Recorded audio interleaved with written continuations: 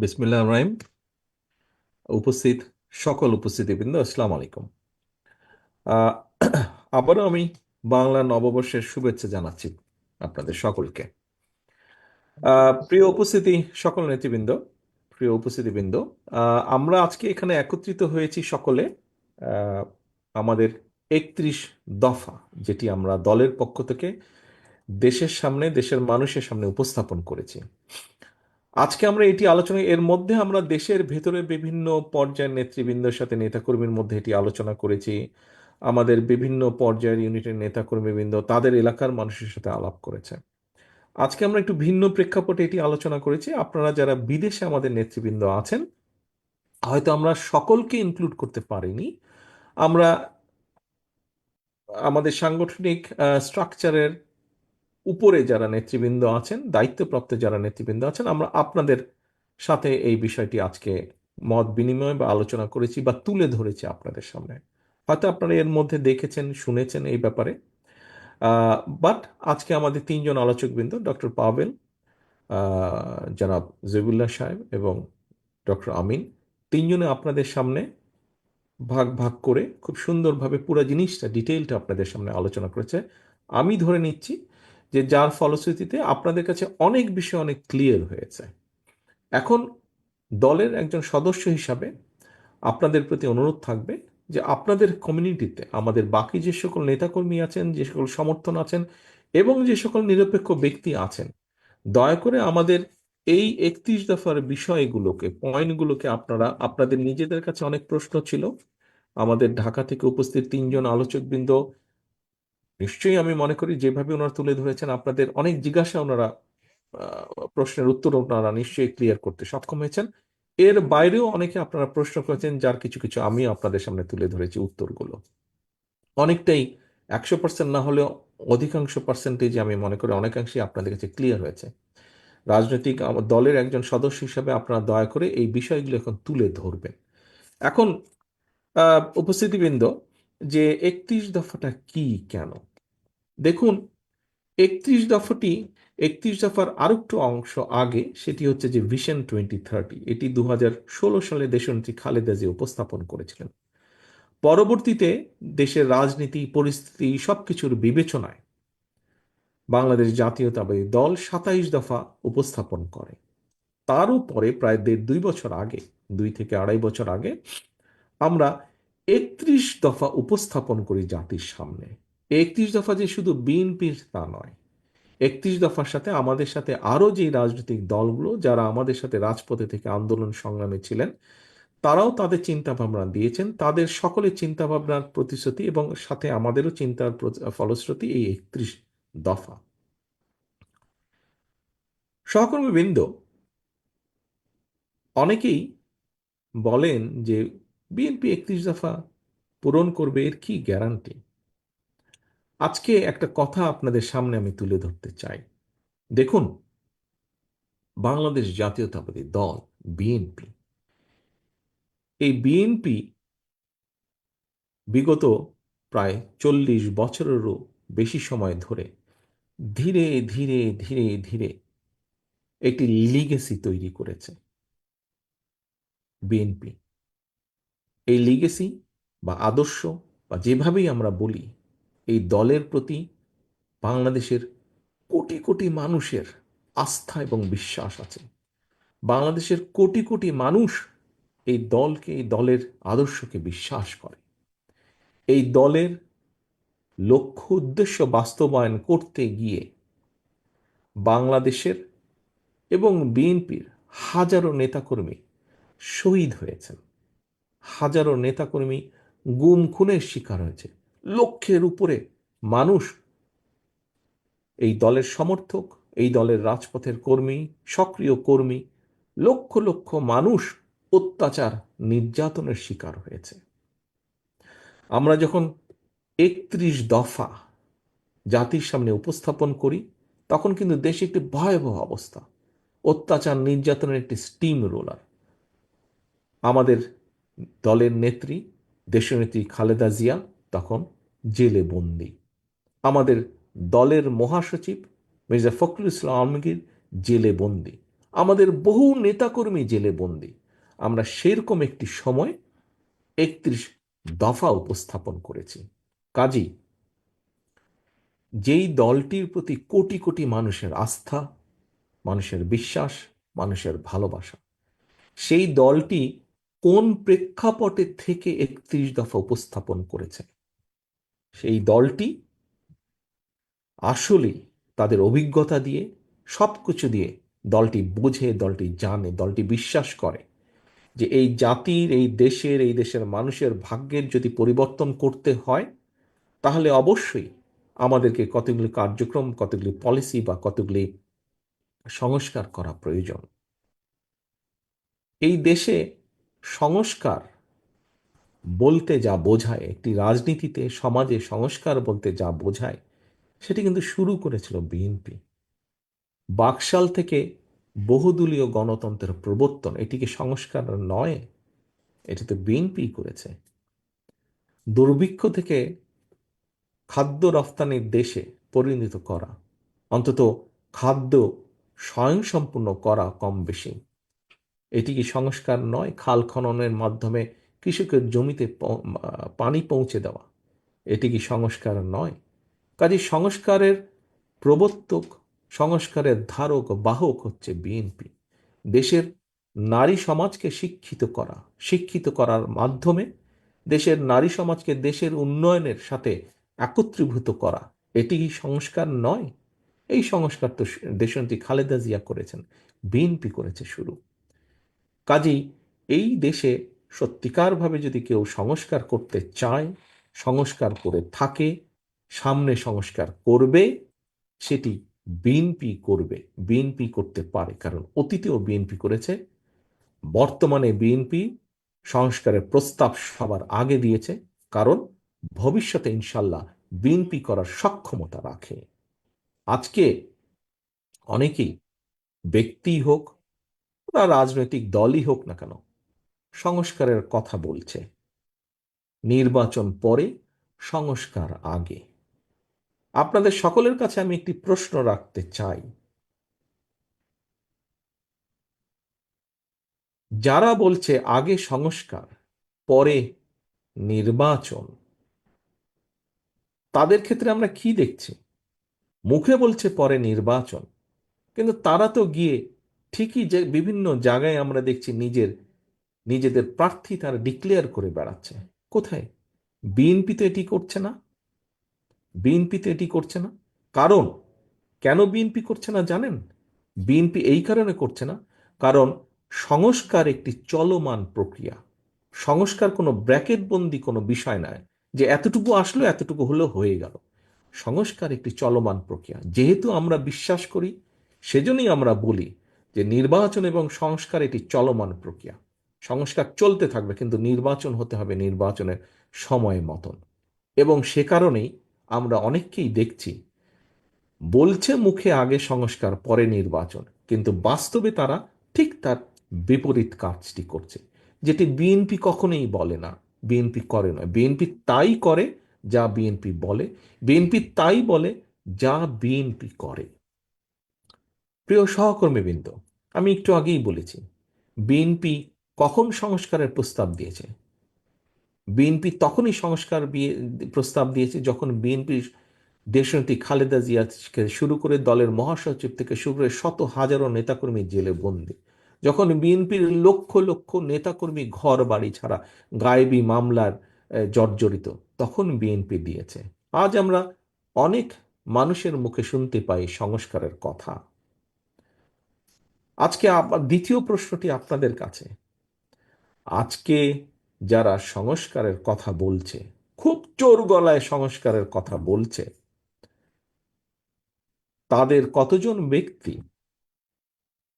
কতজন ব্যক্তি সেই সময়ে স্বৈরাচার শেখ হাসিনার রক্ত চক্ষুকে উপেক্ষা করে সংস্কার করার কথা সাহস করে বলতে পেরেছিল?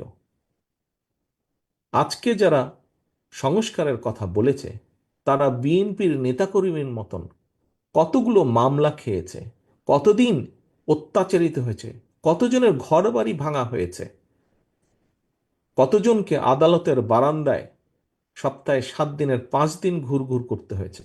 হয়নি। খোঁজে দেখেন, কারোরই হয়নি যারা আজকে জোর গলায় সংস্কারের কথা বলছে। বিএনপি কেন সংস্কারের কথা বলছে? কারণ বিএনপি অভিজ্ঞতা আছে। সেটি বিএনপি সরকারে থাক, বিএনপি বিরোধী দলে থাক, বিএনপি সকল সময়ে জনগণের সাথে সম্পর্কিত। হতে পারে আমাদের বিভিন্ন সীমাবদ্ধতা আছে, কিন্তু আমরা সকল সময় চেষ্টা করি জনগণের সাথে থাকতে, জনগণকে সাথে রাখতে। সে কারণেই আমরা কষ্টের সময়, নির্যাতনের সময় আমরা সংস্কারের কথা বলেছি। কারণ আমাদের অভিজ্ঞতা দিয়ে, সবকিছুতে দিয়ে আমরা অনুধাবন করেছি, অনুভব করেছি যে এই দেশের মানুষের ভাগ্যের পরিবর্তন করতে হলে সংস্কারের প্রয়োজন আছে। ক্ষেত্র বিশেষে বিভিন্নভাবে সংস্কারের প্রয়োজন আছে। আর যারা শুধুমাত্র নিজেদের স্বার্থে রাজনীতি করে থাকে, দলীয় স্বার্থে হোক বা ব্যক্তি স্বার্থেই হোক রাজনীতি করে থাকে, তারাই মুখে একটা বলে, বাস্তবে কাজে তারা আরেকটা করে। মুখে বলে সংস্কারের কথা, সুসময়ে তারা সংস্কারের প্রস্তাব দেয়, কাজে তারা করে আরেকটা। প্রিয় সহকর্মীবৃন্দ, এটিই পার্থক্য অন্য রাজনৈতিক দলের সাথে বিএনপির। এখন আজকে আমরা প্রায় 4 ঘন্টা ধরে এখানে আলোচনা করেছি। আমরা আমাদের ফ্যামিলি কার্ড নিয়ে আলোচনা করেছি, আমরা আমাদের ফার্মার্স কার্ড নিয়ে আলোচনা করেছি, আমরা প্রাথমিক শিক্ষার ব্যাপারে কি করতে পারি, কি করব, আমরা আলোচনা করেছি। আমরা আলোচনা করেছি বাংলাদেশের পরিবেশ নিয়ে। এখানে একটি কথা আসেনি, আমি আপনাদের যারা পরিবেশ নিয়ে, বেশ কয়েকজন প্রশ্নদাতাকে আমি দেখেছি পরিবেশের ব্যাপারে আপনারা খুব আগ্রহ আছে। আমাদের পরিবেশের ব্যাপারে একটি পরিকল্পনা আছে। আমাদের পরিকল্পনা আছে, কতটুকু পর্ব সেটি সময় পরিস্থিতি প্রেক্ষাপট বলে দিবে। আমরা পরিবেশ, বাংলাদেশের এই পরিবেশের একটি অন্য বিষয়, সেটি হচ্ছে বৃক্ষরোপণ। আমাদের পরিকল্পনা আছে 5 বছরে 50 কোটি বৃক্ষরোপণ করা যাবে। সেই ব্যাপারে আমরা কাজও করছি। এর মধ্যে যে কোথায় কোন গাছ কোন সয়েলের সাথে, কোন বাংলাদেশের টেকনাফে কি গাছ লাগানো যায়, বাংলাদেশের তেঁতুলিয়াতে কি গাছ লাগানো যায়। কারণ টেকনাফের গাছ তেঁতুলিয়া, তেঁতুলিয়ার গাছ টেকনাফে লাগালে হবে। আমরা আলোচনা করেছি যে কিভাবে আমরা দেশের শিল্প গড়ে তুলব। এখানে তাইওয়ান থেকে একজন প্রশ্ন করেছেন, যে ব্যক্তি তাইওয়ানের, খুব সম্ভব ডক্টর ডক্টর ডক্টর আমাদের জামান, খুব সম্ভব বোধহয় তাইওয়ান, বদরুজ্জামান বদরুজ্জামান ডক্টর বদরুজ্জামান তাইওয়ানে আছেন। উনি বোধহয় রিসার্চ করেছেন। ওনাকে জিজ্ঞেস করে দেখেন, ওনাকে জিজ্ঞেস করলে আপনারা জানতে পারবেন তাইওয়ানে জোনিং আছে বিভিন্ন ইন্ডাস্ট্রির। যেমন ধরেন, এ, যেমন ধরেন মোটর, মোটর তৈরি হয়, ওখানে একটা জোন আছে, যে একটা জোন আছে ওখানে সব বিভিন্ন ধরনের মোটর তৈরি হয় শুধু। জিজ্ঞেস করেন জামান আছে, এখন আছে না? যেখানে ফ্যান তৈরি হয় সেখানে এলাকা ধরে শুধু ফ্যানই তৈরি হয়। আমাদের চিন্তা ভাবনা আছে, আমরা বাংলাদেশকে চেষ্টা করব এভাবে জোনিং করার জন্য ইন্ডাস্ট্রিতে। আমরা হেলথের বিষয় নিয়ে চিন্তা করেছি। এই যে কথাগুলো বললাম, হেলথের বিষয় নিয়ে চিন্তা করেছি, মানুষের স্বাস্থ্য নিয়ে আমরা চিন্তা করেছি, স্বাস্থ্য নিয়ে কাজ করতে চাই। সেখানে কর্মসংস্থানের ব্যবস্থা করেছি, যে আমরা ইন্ডাস্ট্রিকে এমনভাবে সাজাতে যাই যেখানে প্রান্তিক মানুষের কর্মসংস্থানের ব্যাপার ব্যাপার হবে, যেখানে আপনার প্রবাসীরা যারা এক্সপার্ট আছেন সেখানে এসে জয়েন করতে পারবেন।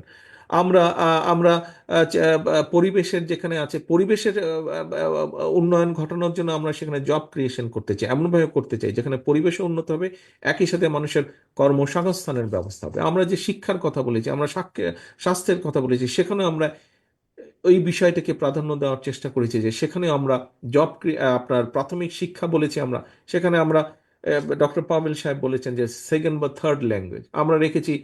খেলাধুলার ব্যাপারে আমরা রেখেছি, কালচারের ব্যাপারে প্রত্যেকটা জায়গায় শিক্ষকের প্রয়োজন আছে, সেখানে জব ক্রিয়েশনের ব্যাপার আছে। আমরা ফার্মার্স কার্ড বলেছি, এই ফার্মার্স কার্ডের আমাদের এখানে কাজী নামে একজন বোধহয় প্রশ্ন করেছেন এআই এর ব্যাপারে, যে ড্রোন ফ্রোনের ব্যাপারে বলেছেন। আপনার বোধহয় জানা নেই বা জানা থাকতেও পারে যে আমাদের উপজেলা পর্যায়ে বা থানা পর্যায়ে আমাদের কৃষি অফিসার আছেন, এবং তার আন্ডারে 2 থেকে 3 জন সহকারী কৃষি অফিসার আছেন। আপনি ড্রোন ব্যবহারের আগে তাদের কাছ থেকে আপনি ইনফরমেশন পেতে পারবেন। কিভাবে পেতে পারবেন? কারণ তাদের পিছনে আপনি রাষ্ট্রের টাকা দিচ্ছেন, বেতন বোনাস সব দিচ্ছেন। যে কোথাও যদি দুর্যোগ হয়ে থাকে, কিভাবে আপনি তাদের কাছ থেকে তাৎক্ষণিকভাবে খবর পেতে পারবেন। কাজেই এই সবগুলো বিষয় নিয়ে কম বেশি আমরা চিন্তা ভাবনা করছি। আসুন জিজ্ঞেস করেন তো অন্য দলের লোককে, এত ডিটেল চিন্তা ভাবনা তারা তুলতে পারবে কিনা। এত ডিটেল কোনো কিচ্ছু তারা বলতে পারবে না। আমরা চিন্তা করছি, আপনারা এখানে যারা বিদেশে আছেন, একটি প্রাইমারি বিষয় আমার কাছে রিপোর্টটি জমা হয়েছে, এখনো রিপোর্টটি ডিটেলটা আমি দেখিনি। আপনারা যখন আপনারা ব্যস্ত থাকেন সকলে, আপনারা হয়তো হঠাৎ করে কোনো একটা কিছু প্রয়োজন আছে, আপনারা হয়তো দোকানপাটে যেতে পারছেন না, আপনারা কি করেন? অ্যামাজনে আপনারা অর্ডার দিয়ে দেন জিনিসটা। আপনি যে আপনাদের প্রত্যেকের এখানে পরিচয় আছে অ্যামাজনটা কি জিনিস। আমি যদি এখন আপনাদেরকে বলি অ্যামাজনের আপনার সেলিং লিস্টের মধ্যে যদি আমরা যাই, না হলে আমরা 2000টা আইটেম পাবো, পাবো না? ডিফারেন্ট কাইন্ডের 2000, মিনিমাম 2000 আইটেম পাবো।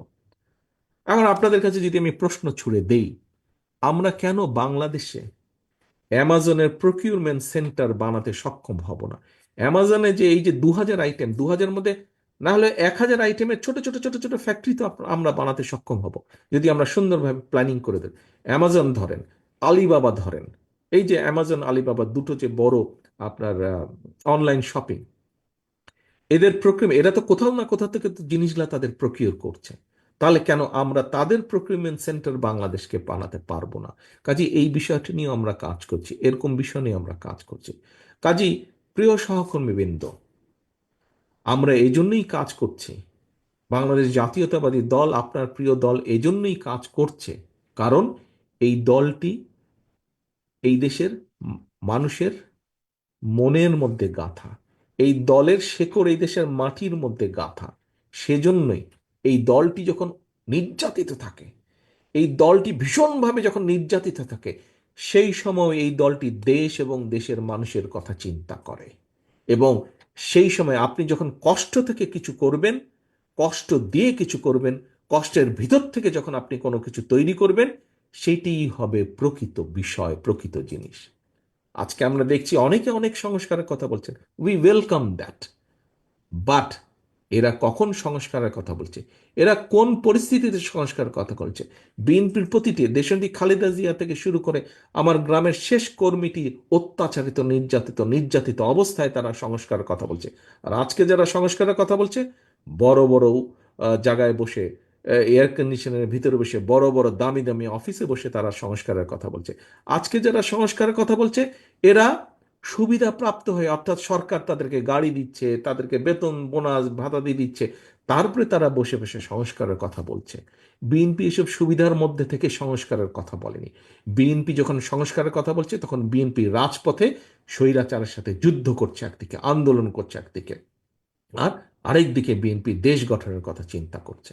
প্রিয় সহকর্মীবৃন্দ, আপনি সেরকম একজন গর্বিত সৈনিক বা গর্বিত কর্মী আপনি, এবং সেই রকম একটি গর্বিত রাজনৈতিক দলের কর্মী আপনি। হতে পারে আমাদের ভুল ত্রুটি আছে, হতে পারে আমাদের সীমাবদ্ধতা আছে, হতে পারে আমাদের মধ্যে কেউ কেউ কোনো কোনো অনৈতিক কাজের সাথে জড়িত, কিন্তু আমাদের সবচেয়ে বড় ক্রেডিট হচ্ছে, কেউ যদি অন্যায় করে থাকে আমরা কোনো ডিনাইলের মধ্যে নেই। আমরা এখনো দেখছি, কারণ নাম বলবো না, অনেক রাজনৈতিক দল আছে, তাদের বিভিন্ন জনের বিভিন্ন বিষয়ের খবর তাদের সদস্যদের আপনারা দেখছেন আকাশে বাতাসে, অনেক কান পাতলে আমরা শুনতে পাচ্ছি। বাট কাউকে কি দেখেছেন যারা অন্যায় করেছে অন্যায়কারীর বিরুদ্ধে ব্যবস্থা নিতে? তারা তাদের সদস্য, অন্যায়কারী সদস্যের বিরুদ্ধে ব্যবস্থা নেয়নি। বাট আপনার দল বিএনপি অন্যায়কারীর বিরুদ্ধে, যারা দলের ভিতরে থেকে অন্যায় করছে, যেটা সামনে আসছে আমরা চেষ্টা করছি ব্যবস্থা গ্রহণ করতে, অর্থাৎ আমরা ডিনায়ালে নেই। কারণ আমরা বলেছি, অন্যায়কারী কোনো দলের সদস্য হতে পারে, অন্যায়কারীর পরিচয় সে অন্যায়কারী, কাজেই ওটিই তার পরিচয়। অন্যায়কারীর সাথে আমরা সম্পর্ক রাখতে চাই না, আমরা সামনে এগোতে চাই। সংস্কারের প্রথম একটি বিষয় আমরা অক্ষরে অক্ষরে পালন করছি, অর্থাৎ অন্যায়কারীর সাথে আমাদের সম্পর্ক নেই। প্রিয় সহকর্মী, কিন্তু এটিই হচ্ছে আপনার প্রিয় দল। আসুন, আমরা জানি আমাদের সীমাবদ্ধতা আছে, আমাদের সীমাবদ্ধতাকে একসেপ্ট করে নিই, আমরা এগিয়ে যাব। আমাদের লক্ষ্য এই দেশের মানুষের ভাগ্যের পরিবর্তন, এই দেশের জন্য বেটার কিছু করা। কিন্তু এই কাজটি দল একা পারবে না, দল একা না, আপনাদের সকলকে নিয়ে এই বাংলাদেশ জাতীয়তাবাদী দল। কাজে আপনারা প্রত্যেকটা মানুষ যখন এগিয়ে আসবেন, তখনই আমাদের পক্ষে সম্ভব 31 দফা বাস্তবায়ন করা। আপনারা প্রত্যেকটা মানুষ যখন আপনাদের কমিউনিটির প্রত্যেকটা মানুষের কাছে, দলনাথ নির্বিশেষে প্রত্যেকটি মানুষের কাছে 31 দফার কথাগুলো পৌঁছে দিতে পারবেন, মানুষের অনেক জিজ্ঞাসা থাকবে, অনেক চাওয়া থাকবে। আমরা পর্যায়ক্রমিকভাবে ধীরে ধীরে করার চেষ্টা করব। এইটুকু বলতে হবে মানুষকে।